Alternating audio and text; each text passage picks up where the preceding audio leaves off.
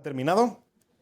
Y estamos en Romanos capítulo 16, a partir del versículo 17 hasta el 27, hasta el final del libro, hasta el final del capítulo. Y hoy no vengo a predicaros a vosotros. Hoy vengo a predicarme a mí. La verdad es que por diferentes cosas que están sucediendo simultáneamente ahora mismo en mi vida, está siendo un tiempo bastante complicado, ¿vale? A nivel personal, a nivel mental, a nivel espiritual, la verdad es que ahora mismo yo necesito esto. Necesito la serenidad de mirar hacia arriba. No sé si tú puedes sentir más o menos lo mismo. Si yo tuviera que definir mi vida ahora mismo, no la definiría con la palabra serenidad. No es la palabra que yo usaría. Quizá algún antónimo sí, pero no serenidad. Enseguida es como que vivo al filo. Enseguida cualquier cosa hace que me derrumbe. Cualquier cosa, cualquier gota colma el vaso y me sobrepasa. Y no tengo paciencia y necesito esto de lo que Pablo nos habla. Necesito, la verdad, yo lo he leído esta semana varias veces, lo he estado estudiando, pero no necesito sencillamente leerlo y estudiarlo, necesito vivirlo. Y no sé si tú puedes empatizar conmigo, no sé si tú puedes identificarte conmigo, pero la verdad es que estos momentos en la vida llegan, ¿verdad? En la que de repente parece que es demasiado. Es demasiado. No puedes con ello. Y no solamente a nivel individual, también a nivel de iglesia. Necesitamos serenidad. Pero no una serenidad que viene de una paz interior o algo por el estilo. No una serenidad que viene de tenerlo todo controlado, de que todo esté bien, todas las circunstancias a mi alrededor están resueltas, no hay peligro a la vista, sino la serenidad en medio de cualquier situación. La serenidad que viene no de que no haya tormentas, sino de que yo sé que por encima de las tormentas brilla el sol.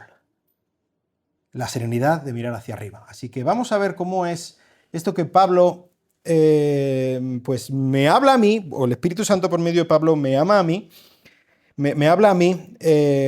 sobre cómo responder de verdad, con serenidad, ante los retos que vienen por delante. Y Pablo estaba hablando a una iglesia que de verdad, según lo que Pablo le había estado diciendo, venían retos por delante. Y ellos tenían no sencillamente un reto de sobrevivir, que ya estaba bien en medio de una persecución, de un imperio hostil hacia los cristianos, sino además el reto de mirar hacia un mundo que no conocía a Cristo. Y el reto que Pablo les estaba lanzando, por medio también de la escritura de esta carta, de decir, ahora vosotros tenéis que ser la plataforma para la evangelización del mundo que no conoce a Cristo. Y así que Pablo les habla de peligros, les habla de cómo hacerlo y sobre todo les habla de a quién mirar, a dónde mirar, en medio de estos retos para afrontar, venga lo que venga, sea lo que sea, mientras que estamos intentando cumplir la voluntad de Dios con la serenidad de mirar hacia arriba. Así que esto es lo que vamos a hacer. Esto es lo que vamos a estar aprendiendo durante esta mañana. Así que vamos a leer versículo 17 del capítulo 16 de Romanos y ya hasta el final del capítulo. Dice así: y os ruego, hermanos, que vigiléis a los que causan disensiones y tropiezos contra las enseñanzas que vosotros aprendisteis y que os apartéis de ellos. Porque los tales son esclavos no de Cristo nuestro Señor, sino de sus propios apetitos, y por medio de palabras suaves y lisonjeras engañan los corazones de los ingenuos. Porque la noticia de vuestra obediencia se ha extendido a todos, por tanto me regocijo con vosotros, pero quiero que seáis sabios para lo bueno e inocentes para lo malo. Y el Dios de paz aplastará pronto a Satanás debajo de vuestros pies. La gracia de nuestro Señor Jesucristo sea con vosotros. Timoteo, mi colaborador, os saluda, y también Lucio, Jasón y Sosípater, mis parientes. Yo, Tercio, que escribo esta carta, os saludo en el Señor. Gayo, hospedador mío y de toda la iglesia, os saluda. Erasto, el tesorero de la ciudad, os saluda, y el hermano Cuarto. La gracia de nuestro Señor Jesucristo sea con todos vosotros. Amén. Y a aquel que es poderoso para afirmaros conforme a mi evangelio y a la predicación de Jesucristo, según la revelación del misterio que ha sido mantenido en secreto durante siglos sin fin, pero que ahora ha sido manifestado, y por las escrituras de los profetas, conforme al mandamiento del Dios eterno, se ha dado a conocer a todas las naciones para guiarlas a la obediencia de la fe, al único y sabio Dios, por medio de Jesucristo, sea la gloria para siempre. Amén. Pues Padre, nos unimos a esta oración de adoración de Pablo y pues te adoramos, Señor.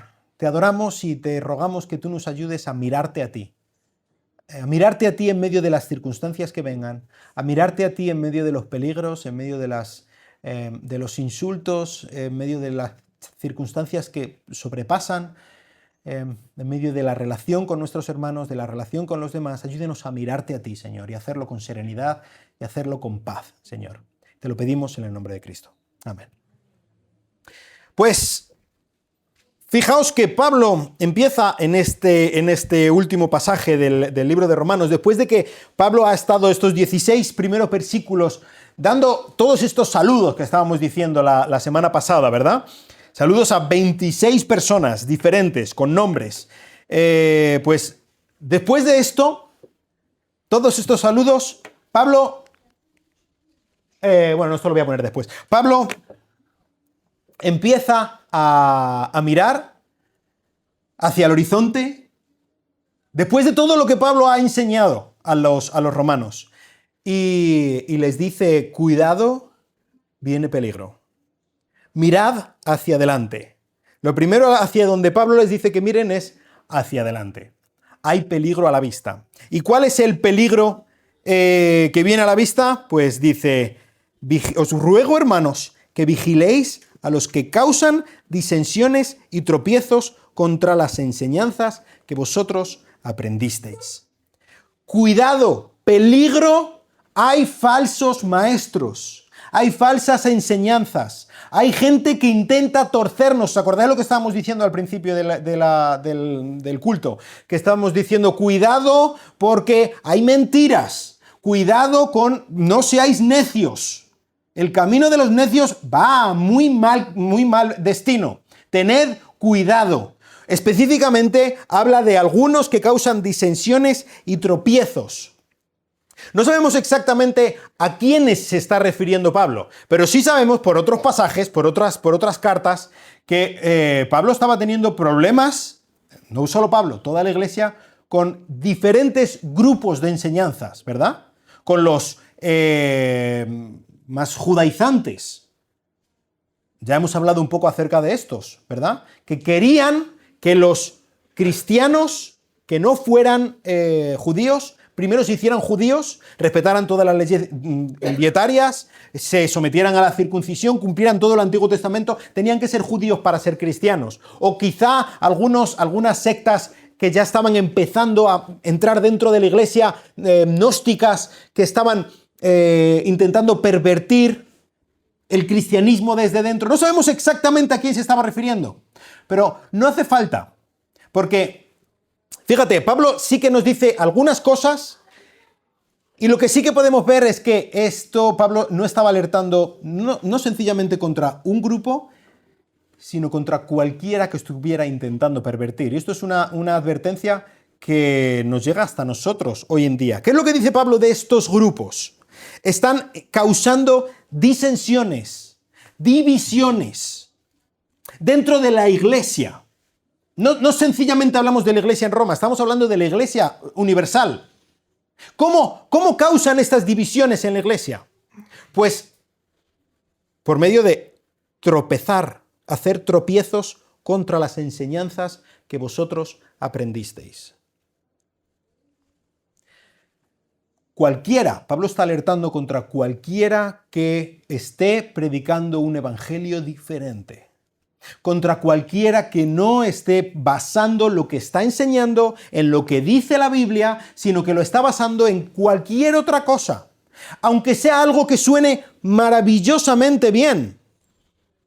Fíjate que dice que lo hacen por medio de palabras suaves y lisonjeras. No es un demonio que viene aquí, de repente entra ahí con los cuernos y el rabo y empieza a decir algo de que tenéis todos que ser infieles a vuestras mujeres y qué tal. No es tan obvio, no es tan evidente. Suena bien, suena cristiano. No sé si os ha pasado alguna vez de estar hablando con alguien, pues quizá, a mí me ha pasado, por ejemplo, recuerdo una conversación con unos mormones. Y yo los escuchaba hablar y me estaban comentando qué es lo que creen, y me sonaba tan evangélico como me lo estaban diciendo, que digo, bueno, pues ni tan mal, ¿no?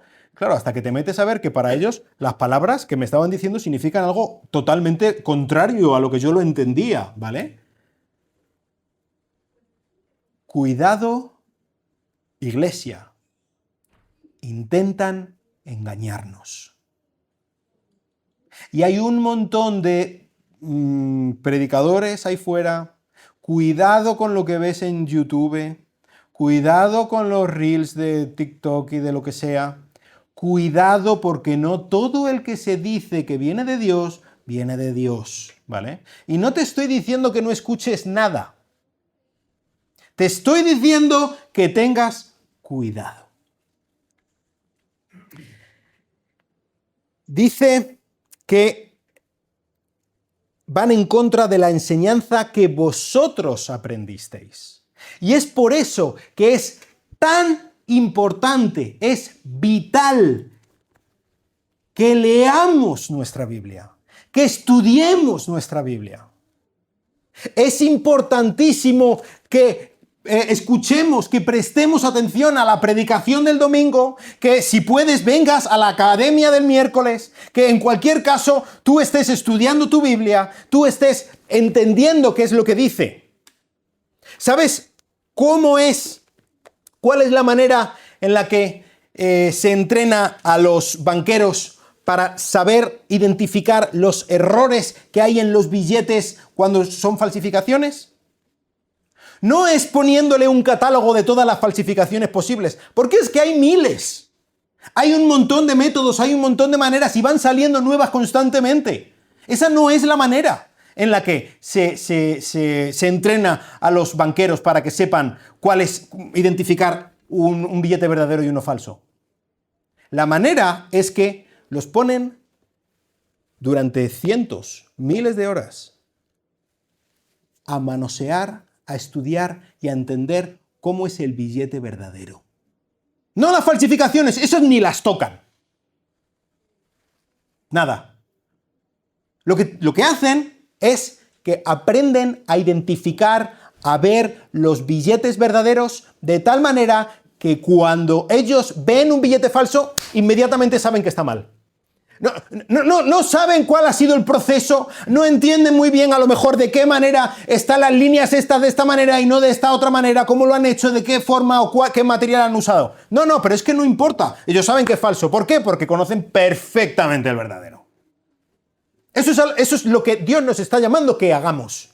Que tengamos cuidado, que permanezcamos vigilantes, pero no de una manera paranoica, de estar mirando por todas partes a ver dónde está el error. No.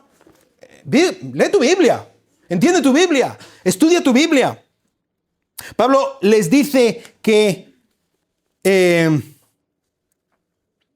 tienen que ser, ¿dónde están?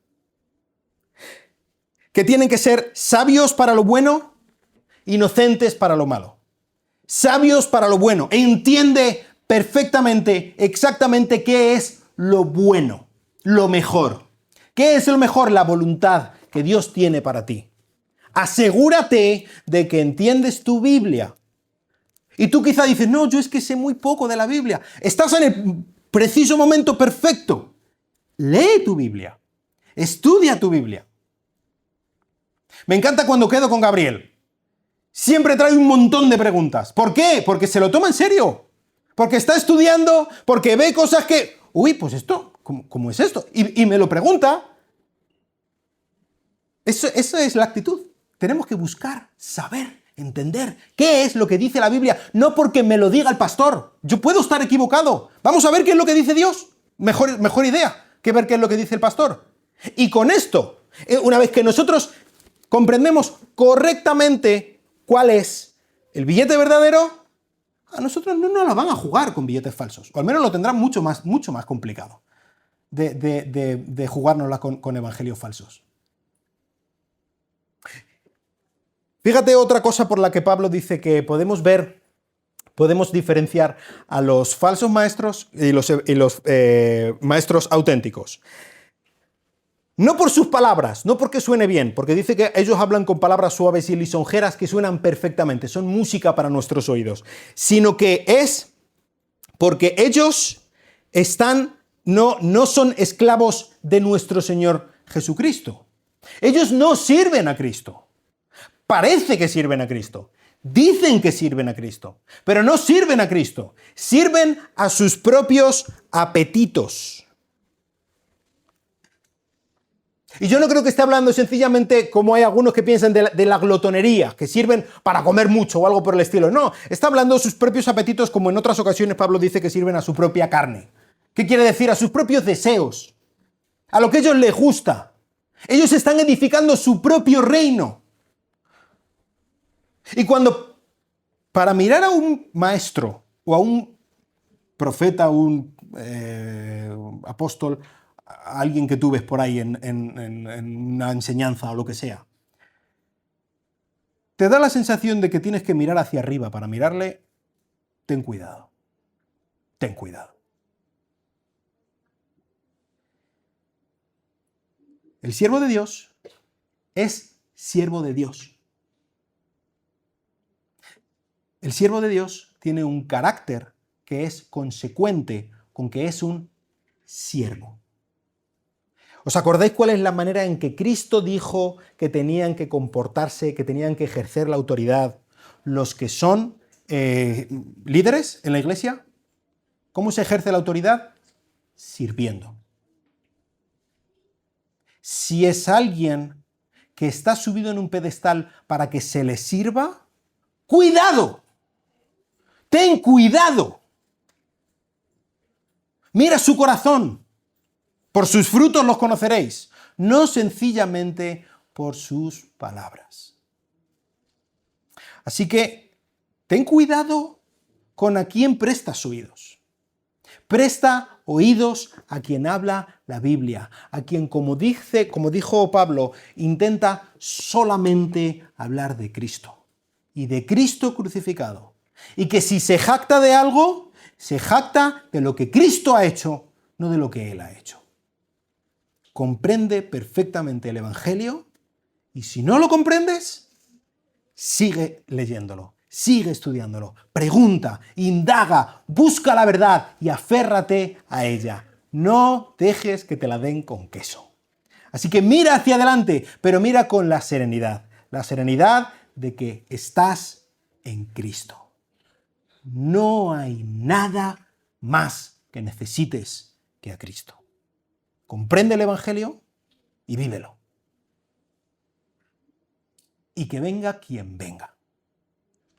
Después de mirar hacia adelante, Pablo nos anima a mirar hacia los lados.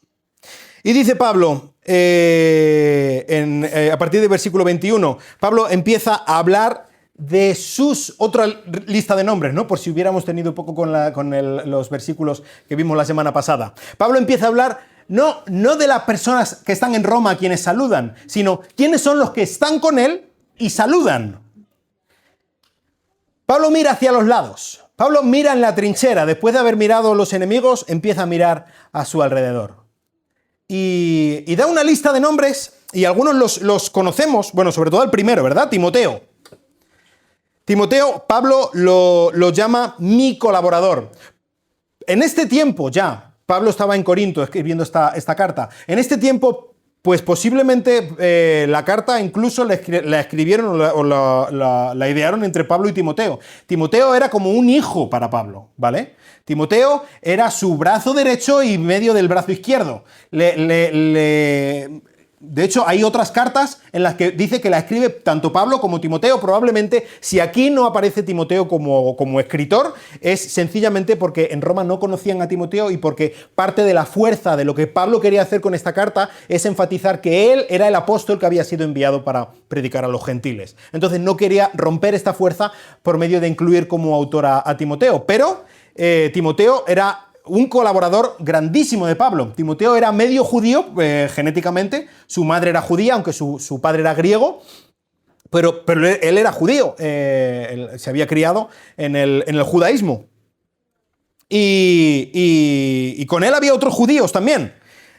Habla de Lucio, Jasón y Sosípater, mis parientes. Cuando habla de sus parientes no es que fuera su primo y su cuñado, es que eran judíos como él, ¿vale? Eran compañeros judíos, se habían criado en el judaísmo como él y entonces eran parte del pueblo judío.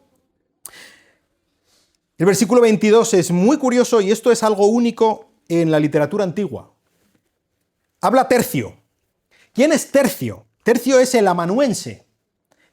Pablo esta carta la dictó. Y Tercio era el que la escribió físicamente, ¿vale? Y escribir una carta como la carta a los romanos, más o menos 7.000 palabras, era un ejercicio titánico, ¿vale? No era ponerse delante del ordenador, tiqui, tiqui, tiqui, tiqui, y se ha acabado. Ni siquiera usaban mesas, ¿vale? Sentado en el suelo, con las piernas cruzadas, se ponía un papiro extendido entre las piernas y con apenas luz, él tenía que ir escribiendo con un cálamo y con tinta húmeda, tenía que ir escribiendo exactamente, perfectamente y con la presión de saber que como se equivocara en alguna cosa no había Tipex corrector para borrarlo. Te habías cargado un pergamino que vale meses de sueldo. O sea, no era una tontería. Era un ejercicio y probablemente para escribir esta carta se estuvo alrededor de 2 semanas trabajando sin descanso, sentado en el suelo. A mí por lo menos yo odio sentarme en el suelo. Y estar horas sentado en el suelo, ya mira, ya no sabes ni si sientes algo o si no. Pues ahí estuvo, mientras que estaban probablemente entre Timoteo, Pablo y algunos de los demás debatiendo exactamente qué palabras poner para escribirlo todo, para dejarlo todo perfectamente consignado. Pero a fin de cuentas, el amanuense, el escribiente o el escriba, era un instrumento, era como una máquina de escribir, ¿vale? En la literatura, en toda la literatura antigua, se usaban amanuenses. Esto era algo completamente normal. Pero esta es la única vez en la que el amanuense saluda. Y esto es un ejercicio de personificación, de humanidad. Porque aquí él mismo se pone y saluda. Pablo está concediendo autoridad para escribir sus propias palabras en una carta que no le pertenecía, no era suya. Y a lo mejor a nosotros no nos parece esto importante, pero en el tiempo era algo completamente revolucionario. Pablo estaba dando agencia a una máquina de escribir, que era lo que era en su tiempo, ¿vale? Y continúa Pablo con esta ronda de saludos. Habla de Gayo, hospedador mío y de toda la iglesia. Probablemente este Gayo en Corinto era una persona bastante acaudalada y Pablo se estaba quedando en su casa, ¿vale? Así que no solamente tenía a Pablo un tío allí metido en su casa, probablemente este grupo de personas, al menos la mayoría, estaban viviendo en la casa de Gayo. Y cuando dice que estaba toda la iglesia, no creo que toda la iglesia de Corinto se reuniera en su casa, aunque probablemente tendría reuniones domésticas de la iglesia dentro de su casa. Pero sí, tenéis que tener en cuenta que estamos en un tiempo en el que la iglesia no tenía recursos. No había un edificio de la iglesia. No había hoteles buenos donde la gente venía un predicador itinerante, un misionero, y entonces se podía quedar allí. No, todo funcionaba a base de que gente particular abriera las puertas de su casa, con el peligro que esto entrañaba. Y Gayo probablemente era alguien que, si no en su propia casa, él gestionaba toda la red de hospitalidad que estaba en Corinto y alrededores. Entonces era un líder en la iglesia y era un líder que se enfocaba específicamente a satisfacer estas necesidades de la iglesia para que cualquier persona, gente que se quedaba sin su casa por causa del evangelio, porque si no estaban cumpliendo con las leyes de los dioses, pues entre otras cosas les quitaban la casa. Entonces él era como este centro de la red asistencial de hospitalidad de toda la iglesia en Corinto. Y tenemos a alguien, esto es espectacular, esto os va a encantar, Erasto. ¿Quién es este Erasto? Dice que es tesorero de la ciudad y que manda saludos. ¿Quién es este Erasto? Pues sabes, tenemos noticias en el año 22, yo creo 1922, se encontró una estela, ¿qué es esto que se me coló antes? En Corinto. Y aquí tenemos Erastus, ¿lo veis ahí? Erasto, él fue el que hizo el que mandó a hacer esta estela que estaba en el suelo, y ahí dice que Erasto era edil de la ciudad de Corinto y que él con su propio dinero sufragó la pavimentación de las calles de Corinto. Eso es lo que dice esta estela. Entonces, no solamente nos habla de que este hombre era muy rico, sino que además habla de que este hombre era edil de la ciudad. Era como el alcalde de Corinto. Y aquí está saludando a la iglesia en Roma. No sabemos exactamente cómo lo hizo, porque claro, todo en este mundo estaba muy ligada a la política con la religión. Pero aquí tenemos a un compañero de Pablo que probablemente pasó sus penurias, estaba dispuesto a pagar el precio, y él era compañero de Pablo, ayudante de Pablo, y junto con este altísimo hombre, Erasto, uno de los principales, de los hombres más poderosos de toda la ciudad de Corinto, tenemos a un tal Cuarto, pobrecito mío. Este se le dice, al lado de Erasto, este es un hermano, el hermano Cuarto. Y ya simplemente el nombre ya nos dice bastante, ¿vale? Cuarto, ¿qué significa cuarto? Pues cuarto significa cuarto.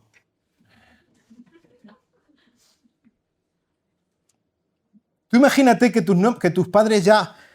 ¿Cómo llamamos a este que ha nacido ahora? ¿Cuántos hijos tenemos ya? 3, pues este es cuarto.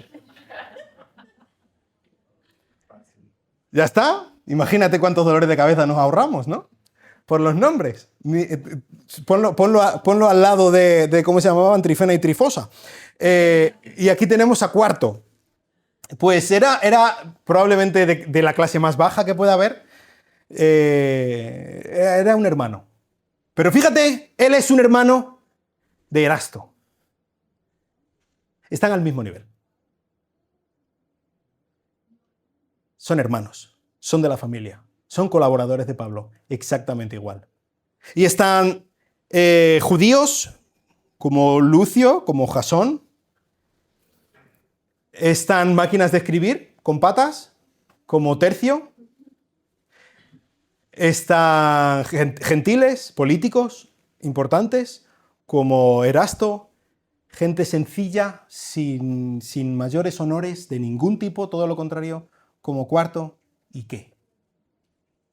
No hay judío ni griego, no hay esclavo ni libre, no hay hombre ni mujer, porque todos somos uno en Cristo, dice Pablo en Gálatas, ¿verdad? Se ha acabado esto de gente de primera, gente de segunda. Se ha terminado esto de inmigrantes y nacionales. Se ha acabado. Todos somos hermanos. Esto es una familia. Tendrás más, tendrás menos. Tendrás ropa del Corte Inglés y ropa del Mercadillo. ¿Y qué? Somos hermanos. Y esto es algo igual que cuando vemos a Tercio escribir de su propio puño y letra. Es algo revolucionario. Pero... Amén. Amén. En nuestro tiempo también es algo revolucionario. Dice Pablo también que sobrellevemos unos las cargas de los otros. Así es como se hace. Y si Gallo tenía capacidad para alojar y para ayudar a otros, lo hacía. Y si Tercio tenía la habilidad de escribir, lo hacía. Y si Pablo tenía la habilidad de ir a sitios nuevos, no solamente la habilidad, sino el llamamiento espiritual, lo hacía. Pero fíjate, Pablo no escribe esta carta él solo, no trabaja él solo. Pablo trabaja en equipo. Y si no os parece poco lo que estuvimos diciendo la semana pasada, esto es otro llamamiento, para que entendamos que los cristianos no somos llaneros solitarios, que nos necesitamos, que tenemos que mirar a uno y otro lado de la trinchera y entender que los que tenemos a nuestro lado son nuestra familia. Que estamos para ayudarnos, que estamos para apoyarnos, no para tener relaciones de domingo, no para decir sencillamente ¿qué tal estás?, sino para de verdad preocuparnos unos por otros, ayudarnos unos por otros. Dios nunca, jamás ha tenido la intención de tener una relación privada contigo. Nunca. Nunca. Y esto es a lo mejor uno de los grandes errores que cometemos los evangélicos hoy en día. Pensar que Dios tiene alguna intención de tener una relación privada conmigo. ¡Ninguna! ¿Quiere tener una relación personal conmigo? Sí, claro que sí. Es mi padre. Pero no privada. Yo no quiero tener una relación privada con Alicia. Es mi hija y la quiero y quiero tener una relación personal con ella y quiero que ella me ame y quiero que ella cuente conmigo. Sobre todo para las cosas que le duelen o que no pueda entender, más que para las cosas buenas. Pero yo quiero que ella tenga esa relación conmigo junto con toda la familia. Tú no eres el único hijo de Dios. Dios no te ha llamado a ti a evangelizar tú a tu familia, o a tus amigos, o a tus compañeros de trabajo, o a Alcalá de Henares. Cuando Dios dijo, id y haced discípulos a todas las naciones, que dijo Cristo en Mateo 28, en la Gran Comisión, Él dijo, bautizándolos en el nombre del Padre, y del Hijo y del Espíritu Santo, enseñándoles a guardar todas las cosas que yo os he mandado. ¿De qué manera se cumple eso? ¿Tú vas a ir a hablar a tu vecino y de repente él dice que sí que quiere conocer a Cristo y le llevas aquí al río Henares a bautizarle? Esto es algo que hace la iglesia. Cristo estaba enseñando a que esto es algo que debemos hacer como cuerpo, como iglesia, como ejército. Y aquí Pablo lo está ejemplificando. Somos un equipo, no somos una suma de individuos. Somos una familia. Y mirando hacia los lados podemos tener la fortaleza de saber que no estamos solos. Que no estamos solos para recibir ayuda cuando la necesitamos, pero que tampoco estamos solos para dar ayuda cuando la necesitan los demás. Y por último, Pablo es algo espectacular lo que ocurre al final, a partir del versículo 25. ¿Sabes? Desde el versículo 25 hasta el versículo 27, no sé lo que ocupará el párrafo en tu Biblia, todo eso en el original es una sola oración. Tienes que coger bien de aire antes de decirlo, ¿no?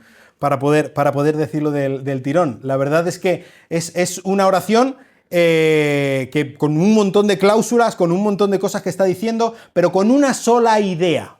Es una sola cosa lo que Pablo quiere transmitir. Y es que a Dios sea toda la gloria.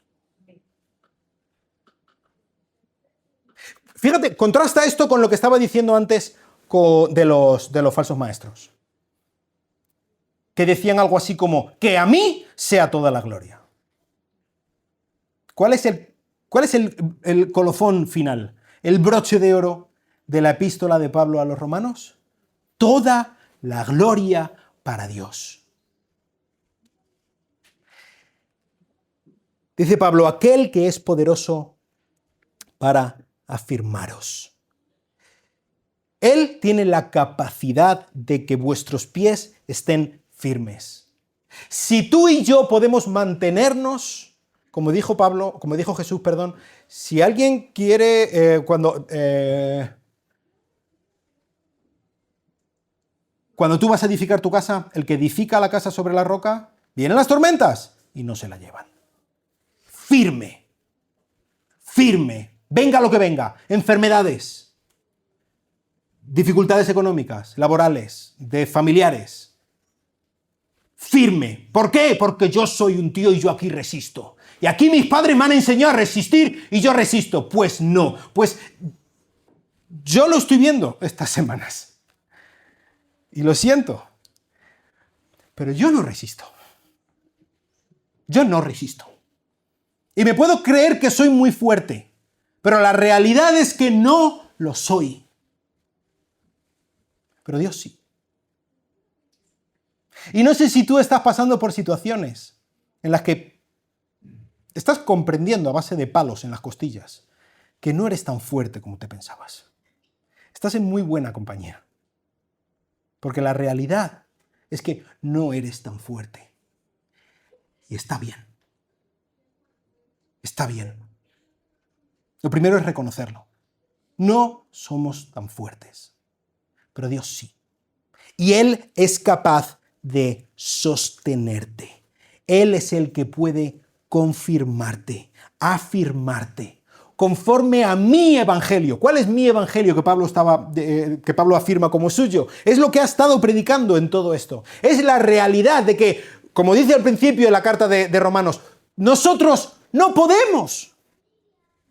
Nosotros somos malos. Nosotros somos perversos. No podemos acercarnos a un Dios santo.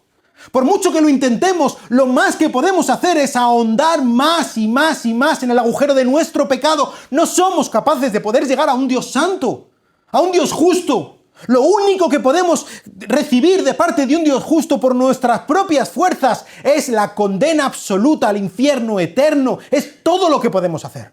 Lo único que podemos aportar delante de Dios en el Evangelio, lo único que nosotros traemos es condenación, es maldad, es necesidad absoluta de un Redentor. Es lo único que nosotros podemos traer. Pero es Él el que lo hace todo. Es Él el que no miró nuestra maldad. Y al que no conoció pecado, por nosotros lo hizo pecado, para que nosotros pudiéramos ser hechos justicia de Dios en Él. Es Él el que ha enviado a su único Hijo a morir por lo que tú tendrías que haber muerto, por lo que yo tendría que haber muerto. Es Él el que ha enviado a su Espíritu Santo para sellarnos, para incluirnos en la familia. Es Él el que nos ha dado a la iglesia para que juntos podamos acercarnos cada día más a Él. Es Él el que ha escogido. Es Él el que nos ha dado la opción de poder escoger nosotros en una paradoja que no podemos entender. ¿Es Dios el que escoge o nosotros los que escogemos? Pues sí. Es Él el que lo ha hecho todo. Y nosotros lo único que podemos hacer es rendirnos delante de Él. Es lo único que nosotros podemos hacer delante del gran Dios. Bendito sea el Señor. Él es poderoso para afirmarnos, aunque nosotros creamos que no podemos, porque la realidad es que no podemos, pero Él sí. Dice que esta predicación, este evangelio, es la revelación del misterio que ha sido mantenido en secreto durante siglos sin fin. Y ya algunas veces hemos hablado de esta palabra en el griego mysterion, de la que viene nuestra palabra misterio.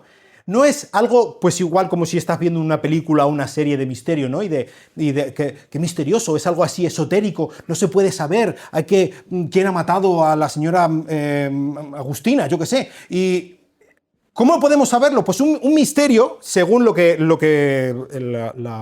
Pablo entiende por un misterio, es algo que por nuestros propios medios no podemos conocer, nunca podríamos llegarlo a conocer, ni Sherlock Holmes lo habría adivinado.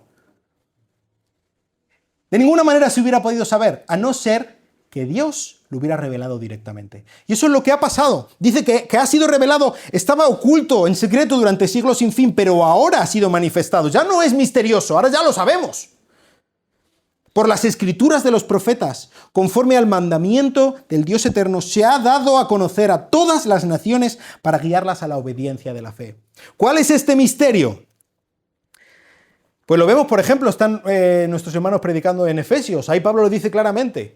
¿Cuál es el misterio? ¿Cuál es este gran misterio? Que los gentiles somos coherederos. No sencillamente, sí, en los profetas ya se había anunciado que los gentiles podríamos alcanzar algún tipo de salvación. Pero no está hablando de eso. Los gentiles podemos entrar en las mismas condiciones, en pie de igualdad. Nosotros, que no somos judíos, que no pertenecemos al pueblo escogido por Dios, pero que sí hemos sido escogidos por el Dios y nos ha incluido a la familia divina. No necesitas nada para rendirte delante del Señor. No tienes que tener un pedigrí, no tienes que ser de una denominación, no tienes que ser de un nivel cultural, de un nivel social, de un nivel económico, no tienes que haber ido a misa todos los días, no tienes que haber memorizado tantos versículos, no tienes que haber hecho absolutamente nada. Lo único, repito, lo único que podemos traer delante de Dios es nuestra necesidad de Él. Y está bien, porque Él es suficiente, porque Él es todo lo que necesitamos.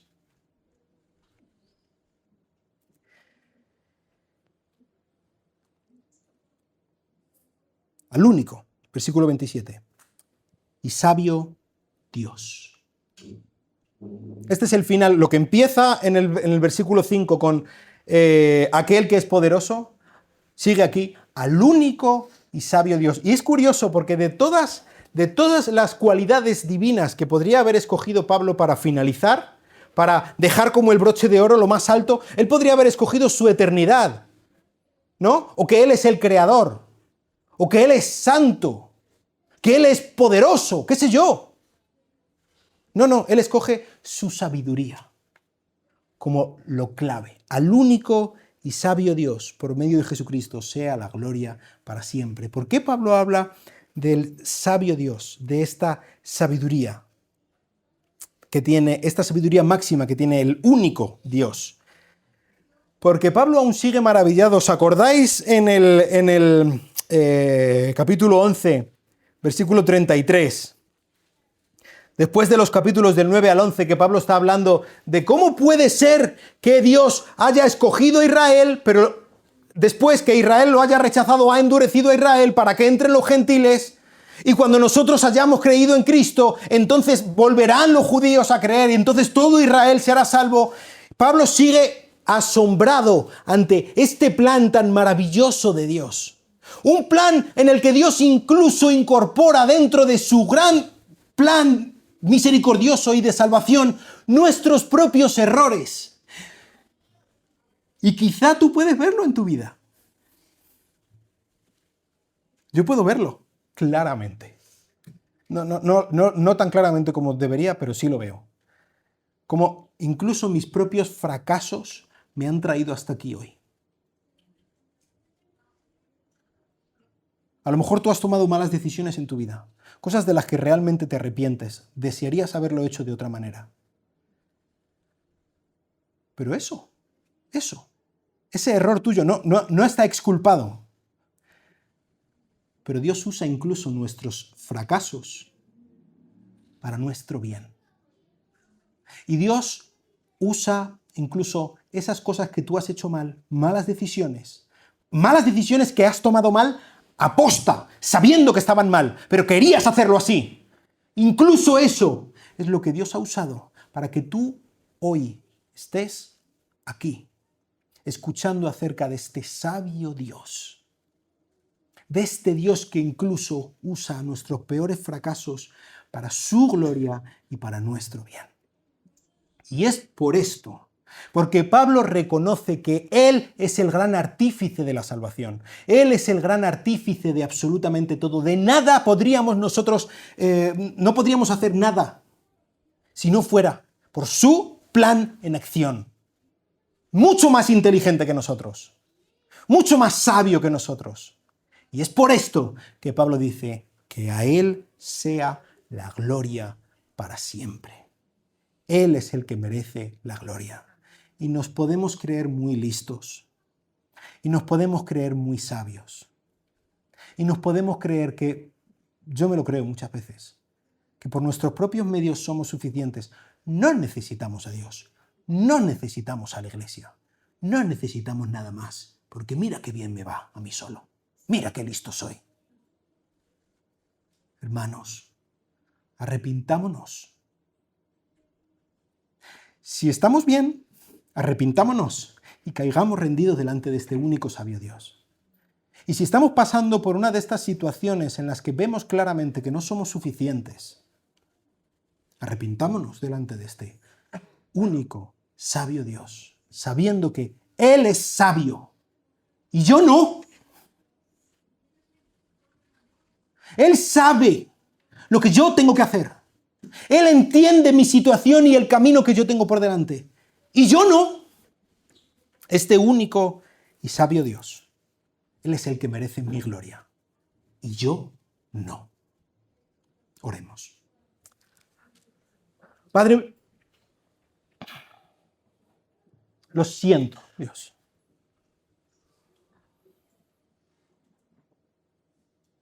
Y ahora en esta circunstancia con el local y tantas cosas, pues ayúdanos, Dios, a entender que tú eres el único sabio Dios. Ayúdanos a vivir con la realidad, a la luz de la verdad. Tú eres el que tiene el poder para afirmarnos. Es tu verdad la que nos mantendrá firme. Es tu espíritu el que nos mantiene. Eres tú y no soy yo. Dios, ayúdanos como iglesia a comprender, Señor. Dependemos de Jesucristo. Dependemos de ti, nuestro Padre, el único y sabio Dios, Señor. Te pido que tú nos ayudes a tener esta serenidad de mirar hacia arriba, entender la verdad, Señor. Te quiero rogar por cada uno de los que estamos aquí, que tú nos ayudes a hacerlo, Dios, de una manera individual, a mirarte a ti, rendirnos ante ti, a caer con todo lo que somos, a ser leales, Dios. Y te quiero rogar especialmente por cada uno de los que están aquí, nunca han tomado una decisión personal de confiar en el gran Salvador, de rendirse a tu gran evangelio, Dios, y de tomar la decisión que de ahora en adelante se ha terminado vivir para mi gloria. Desde hoy, cada uno de nosotros vamos a vivir para la gloria del único y sabio Dios. Te lo pedimos en el glorioso, en el precioso, en el santo nombre de tu Hijo Jesucristo. Amén. Que Dios os bendiga.